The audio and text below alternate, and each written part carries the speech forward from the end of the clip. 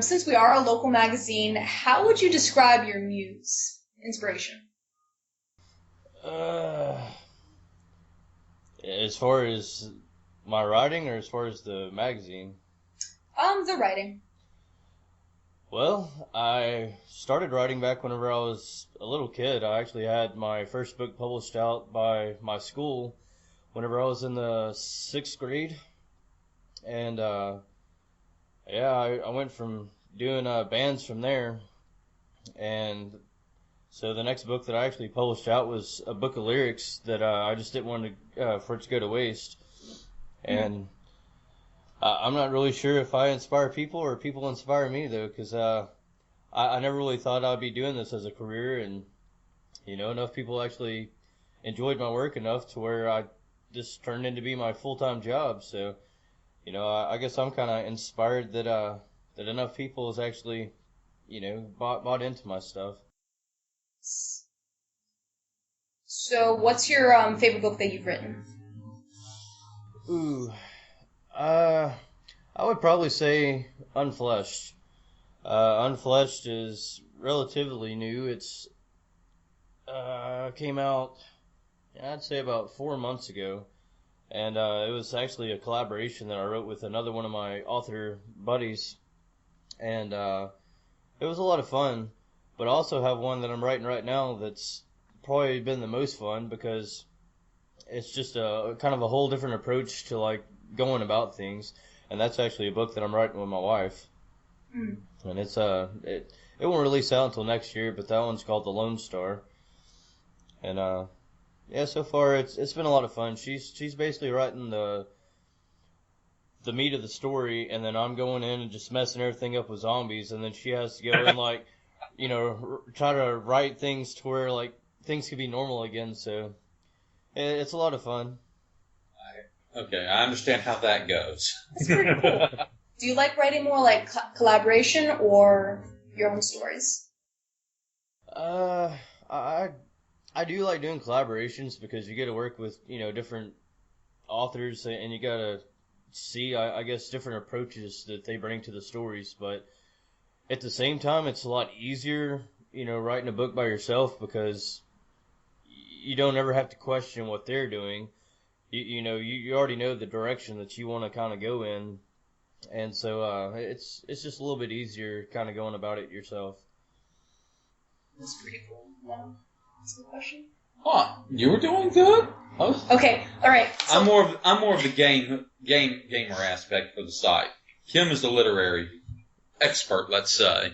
I mean, I've written some stuff myself, and I've never really thought that like collaboration stuff worked effectively just because like one person writes one chapter and then you write the other one, or do they write an entire thing and then you put your flavor into it? It depends. I've done it so many different ways. I have Devil Station, and there was actually myself and 4 other authors, and basically you're playing yourself as a character, and the way we went into it was completely different than anything I've ever done. But then when like Unfleshed, I wrote that with S.K. Ballinger, and like basically we started out, we were going to do it. He writes a chapter, I write a chapter, but it was a lot easier for him to take on this character, and I took on this character, and that way, because you're basically giving each one of those characters a personality. So I mean, yeah, you never kind of veer away from that personality. You're always going to play that part. So I mean, I don't know, it's kind of like acting in a movie or something. It's a lot easier if you're just focused on, set characters versus, like, everybody's role. Yeah. So, but like I said, I've done it several ways. I've even done, like, the anthologies to where you're basically all you're doing is taking a short story and throwing it in with, a bunch of other people's. Which, actually, I've got one of those that's being worked on right now as well. Now, just a quick question from my perspective. What is the longest work in progress you've ever done? And how long has it been? A lot of people think that I throw out books left and right, but honestly, a lot of things that I've been throwing out lately, I've been working on since 2009. That's what I was wondering, because, I mean, like I said, where I do a lot of the gaming, it does take time to develop the storyline and build up. Oh, definitely. I'll tell you what, I got one that I've been working on, and it's Tears in the Sky. Mm-hmm. And there's one part of the book where it's like a book inside of a book.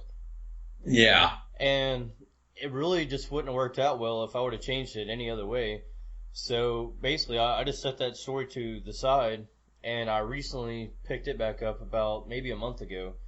And I've been working on it, but I wanted to kind of get a different perspective, to do like that book inside that book. Yeah. So, yeah, it definitely takes a long time to put things together. But then again, also, a lot of people don't know, but I also do like the children thrillers. I have a series that's kind of like Goosebumps that I do. Oh, okay. It's called the Alistar's Shadow series, and that's actually something that my son's came in with me and has been writing with me. So, and that is actually being turned into a cartoon right now. Hey, That's nice. awesome. Yeah, Like you back to Cartoon Network. Yep. they've already got about half of it done, and they've been sending me, because what they're doing is they're recording it through chapters, but I turned around and I bought the video rights, and that way, whenever I can put it out for sale, and then I don't have to sit there and be like, okay, I owe this person so many royalties of this, and et cetera, whatever. Basically, I'll just, pay for all the video rights, and then, it's mine to do what I want with. Yeah, that's actually a good way to go about it. Definitely. And then how do you, what's the difference between writing a children's thriller and then a more adult-themed thriller? Besides the language. Well, I mean, writing any kind of children book, I mean, you can have any kind of killing of any sort. I mean, it's like Alistar Shadows, there's kids that disappear, but, I mean, if you read on it, I mean, it's basically like a child eating clown, but the way that I went around with it, I mean, he's not actually eating the children, he's basically capturing them, and so the kids just disappear, which, way later in the series, because it's actually going to be a 10-book series when it's done, but, I am going to have it to where the kids come back and all that good stuff, so I don't know. And watching the cartoon, or what they've done with it so far, I don't know, it's way different. It's crazy watching your words turned into film.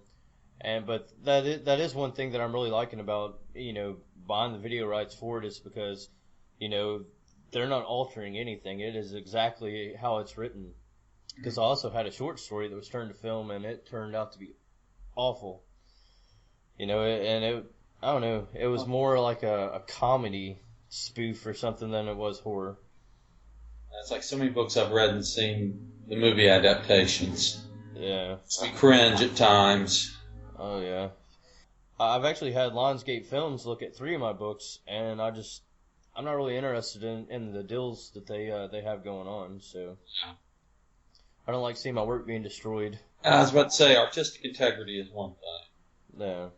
Believe me, I've had where storylines I've done, people have wanted to do either have little shorts on them and all of that, and it's like, no.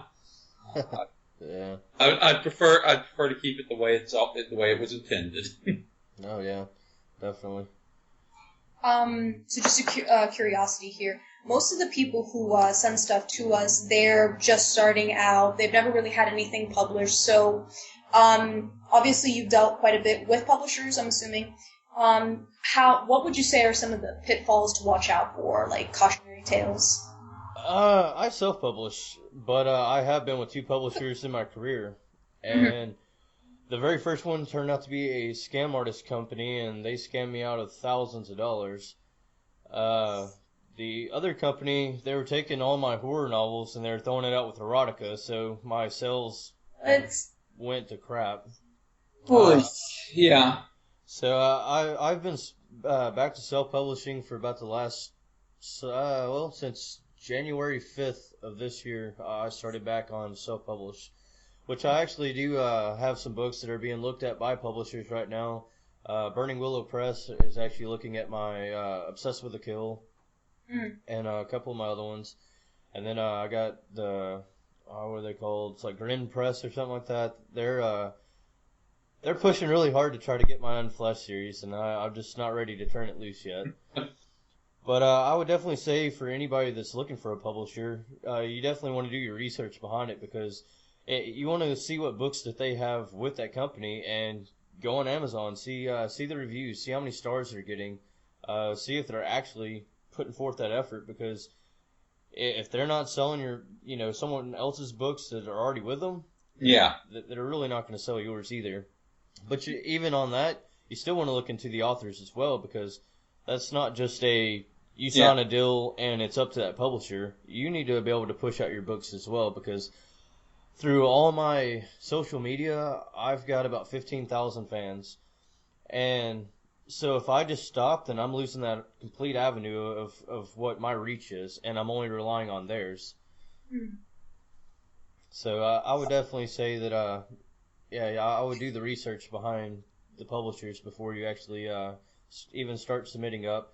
And if they're asking for money, I would say it'd be a no-go right out the gate because they're already getting a royalty cut. You as well as just be ready to work for a commission off the back end.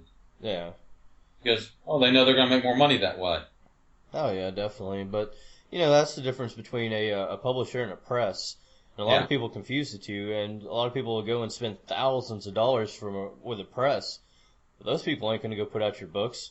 All they're going to do is print them out, and they're going to send them to you, and then you're going to be stuck with hundreds, if not thousands, of books, and most likely you're probably not going to be able to sell them. Yeah. So.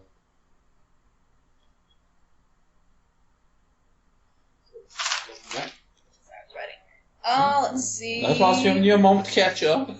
Oh, are there any authors who inspired you? I'm actually a big Iris Johansson and Dan Brown fan. It's not in my genre, but I think it's really helped me a lot because I like bringing in a lot of twist into my stories, and Iris Johansson is really good at it.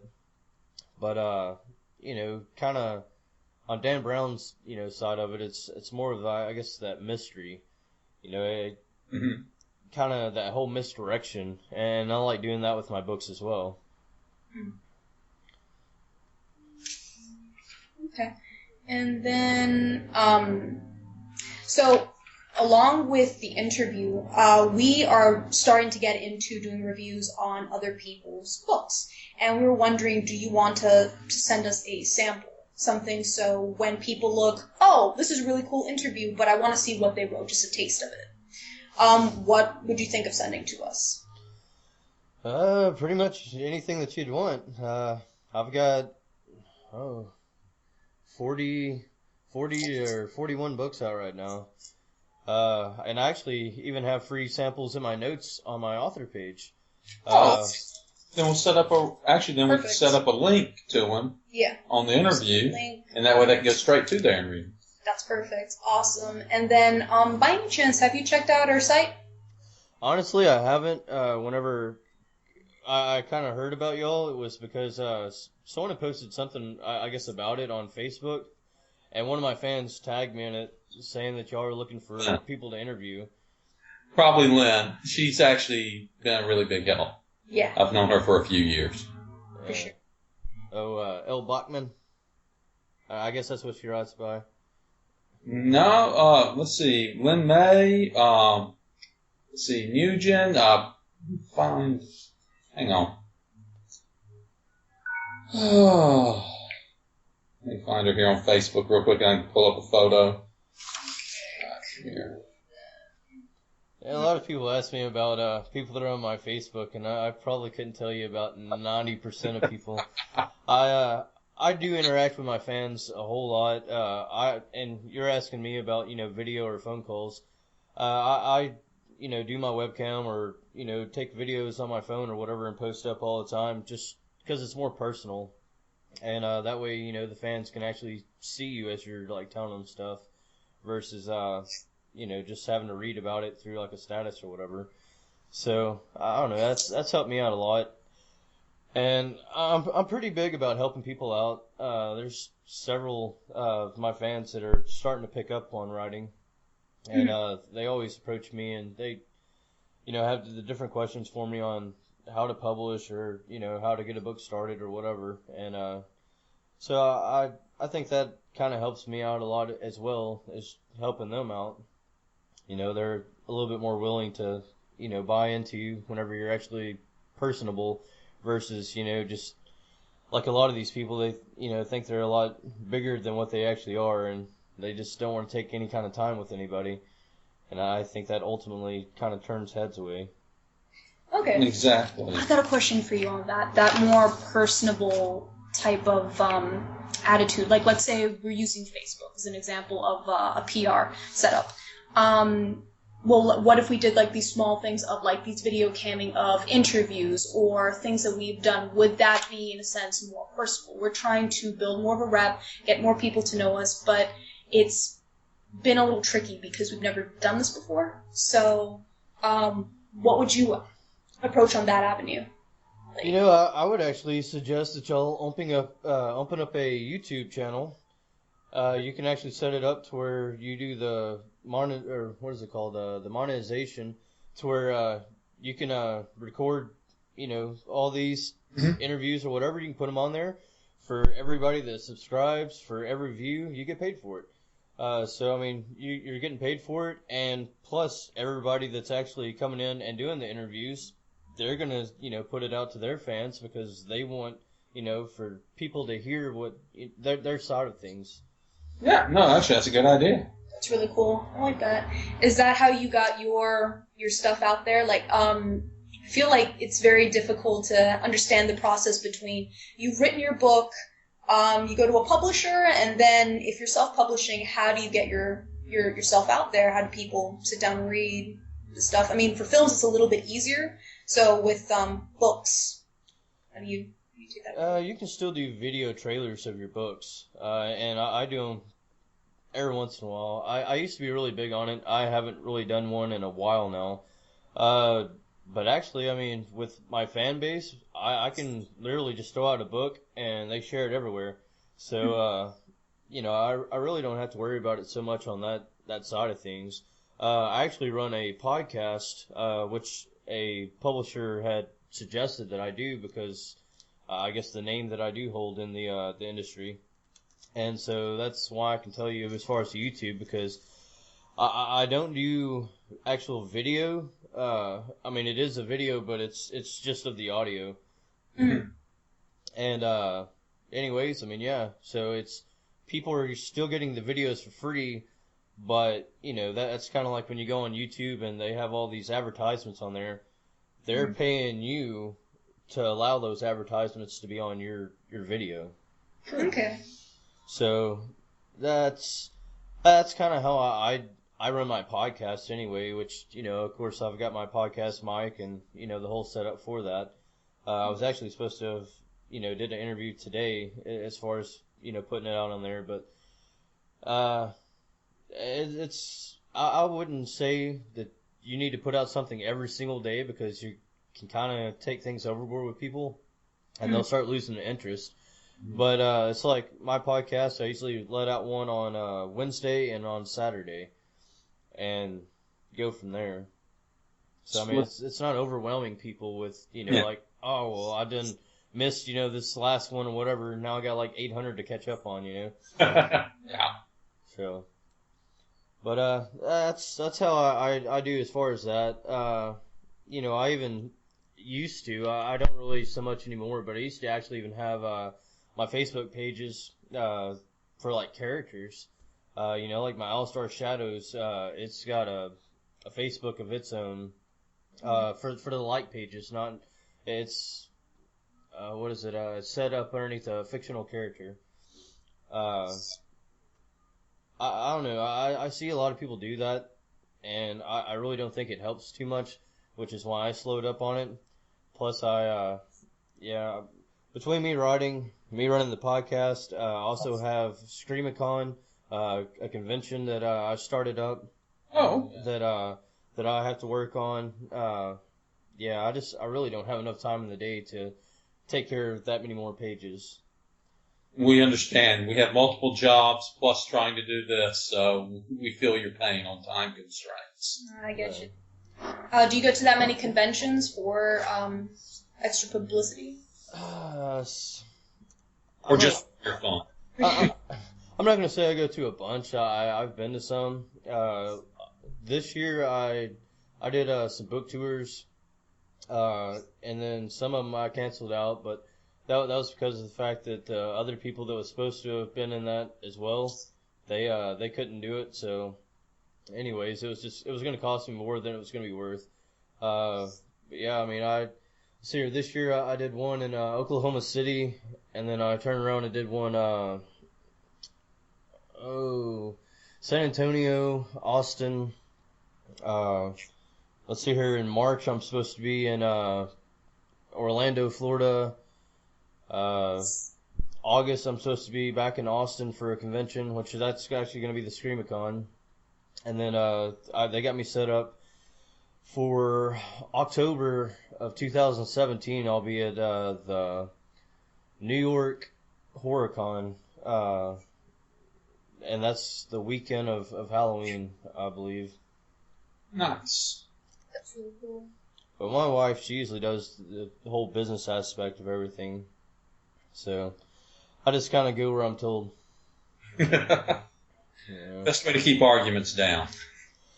Yeah, well, she does a pretty good job. And yeah, it's like Mark Tufo. He's right up there, with Clyde Barker and all that. And, his wife, Tracy Tufo, she actually is the one that runs all his business sides. So all he has to do is write and hand it in, and they take care of it from there. And she actually just opened up a publishing company of her own.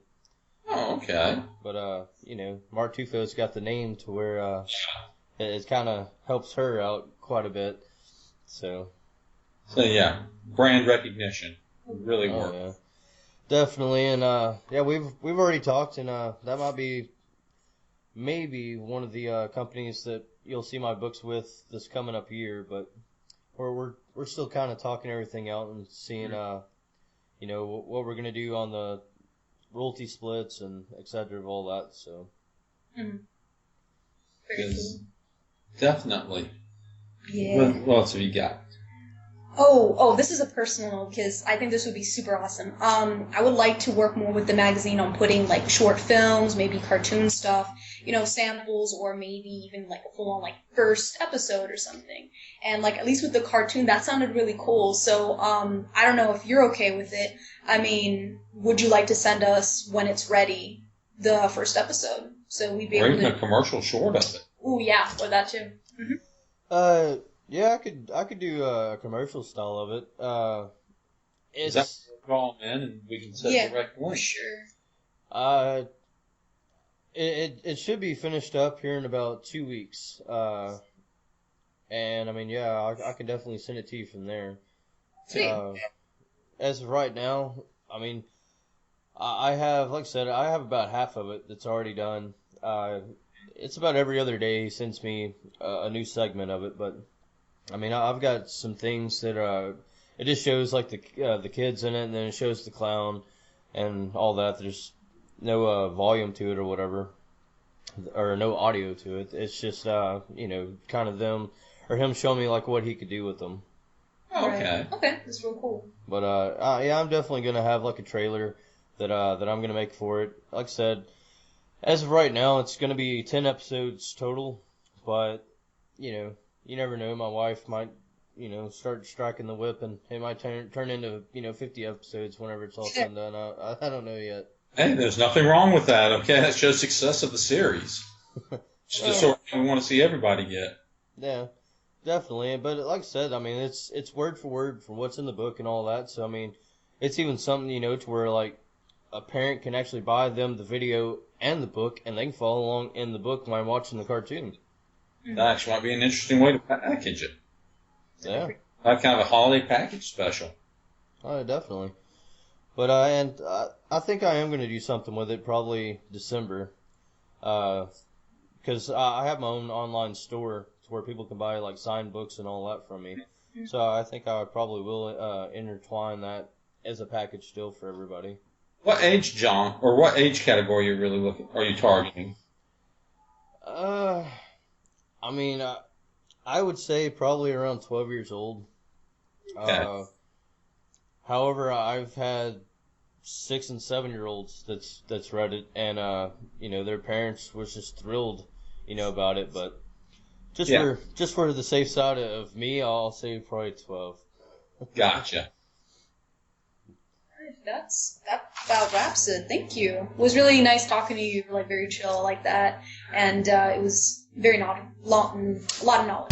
Burn you to the ground, burn you to the ground, burn you to the